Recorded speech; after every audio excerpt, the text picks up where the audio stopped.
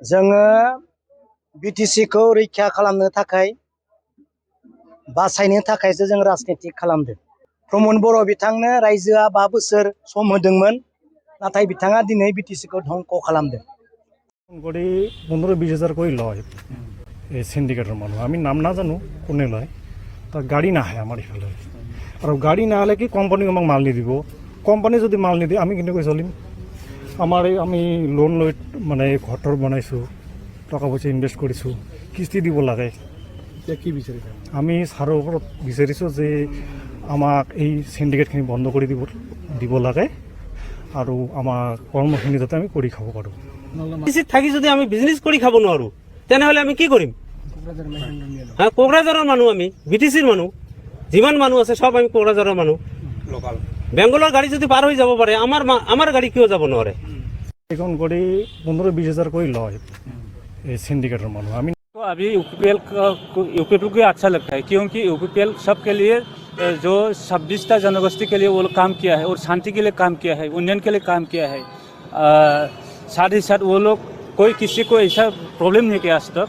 जितना भी डेवलपमेंट है वो लोग किया है। लेकिन अभी तक बीपीएफ तो पहले 17 साल जब सरकार साल आया था, वो लोग जो किया था वो तो शांति था ना। लेकिन 5 साल में हम जो देखा, शांति हमारे का मुद्दा है।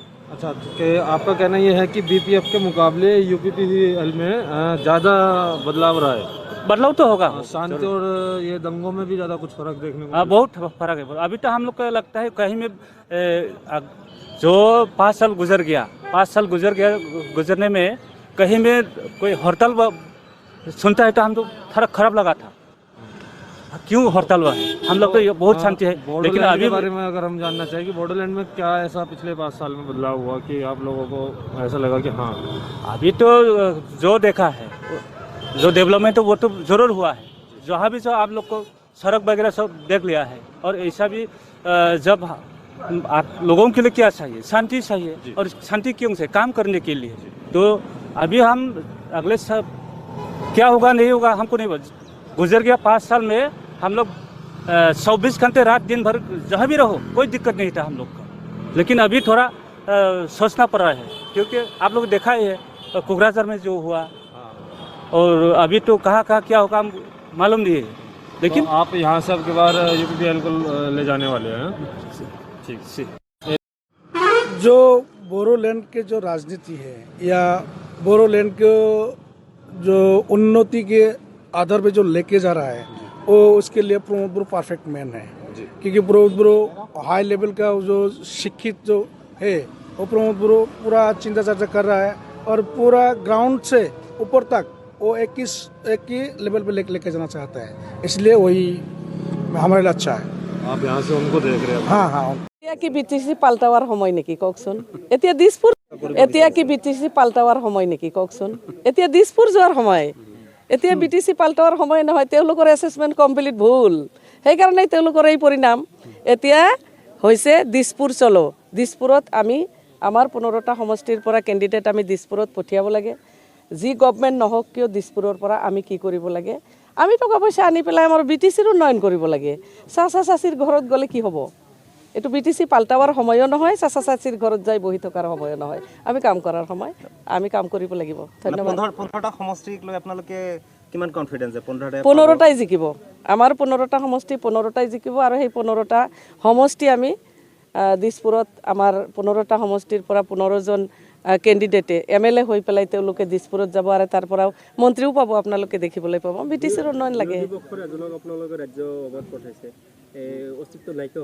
সেইটোতো আমি পঠোৱা নাই। বিৰোধীৰ লগত আমাৰ কি মানে সম্পৰ্ক আছে? আমি পঠোৱা নাই। সেইটো তেওঁলোকৰ কথা। বিটিসিত যদি আমি ষড়যন্ত্ৰ মানে কৰিছোঁ, তেওঁলোকৰ মুখৰ কথা। আমি বিটিসিত ভাল কাম কৰিছোঁ, সেইকাৰণে আপোনালোকেও আহিছে ইমান ৰাতিপুৱা। আমি বিটিসিত ভাল কাম কৰিছোঁ। जोङो बिटिसिखौ रैखा खालामनो थाखाय बासायनो थाखायसो जों राजनिति खालामदों। प्रमद बर' बिथाङा बिटिसिखौ 1500 करोड़ फैसाजों फाननानै फैदोंमोन। दा बे फाननाय बिटिसिखौ जों दिनै बासायफिनबाय।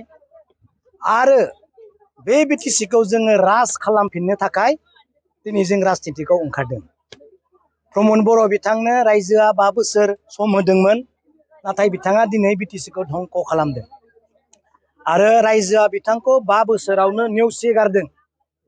जाहोना जाहैबाय प्रमद बर' बिथाङा साधारन रायजोजों गैया, बिथांनि समाजा बिटिसिआव नङा, बिथाङा सासे रोङियायाव थानाय सासे बेक्तिसो। बिनिखाय रायजोनो मा नांगौ? समाजजों थानाय, गामि ओनसोलजों गोरोबनानै थानाय सासे बेक्तिखौसो जोंनो नांगौ। दा बिनिखाय प्रमद बर' बिथांखौ 5 बोसोरावनो बिटिसिनि रायजोआ नाटसाट खालामदों, माने नेवसिगारदों, नारगारदों। दा प्रमद बर'खौ नेवसिनायनि गोबां जाहोन दं। बिथाङा दिनै NDB-फोरखौ 2 लाख बा 3 लाख फैसाजों फानदों। दिनै थार्द ग्रेड फर्थ ग्रेडफोरखौ दिनै फानदों, होनो हायाखै, साखरि होनो हायि अबस्थायाव खालामना दोनदों। बिनि थाखाय रायजोआ दिनै प्रमद बर' बिथांखौ नेवसिगारदों। दिनै बे एसेम्बलि इलेक्सनाव जोङो 15थायाव जोङो 15थाबो NDA हिसाबै BPF-नि समर्थन केन्डिडेटफोरानो देरहागोन, बेयावबो जेबो सन्देह गैया।